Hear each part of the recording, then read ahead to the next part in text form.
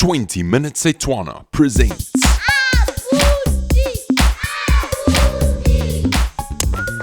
Hello, Abuti. Say hello to the children. Dumelang bana. What are we learning today? Haketule. Oh, today we're learning how to turn a sentence into the negative. So, to say I sit in Sesotho is ke adula.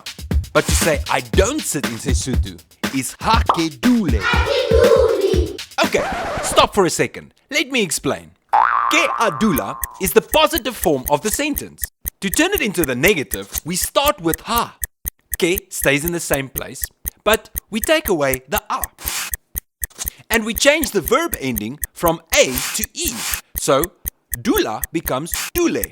Hakedule. So, to say I speak in Sesotho is ke abua. But to say I don't speak in Sesotho is hakebue. And to say I sing in Sesotho is ke abina. But to say I don't sing in Sesotho is hakebine. Hakepine. And now you know how to turn sentences into the negative. Goodbye, Abuti. Salahantle.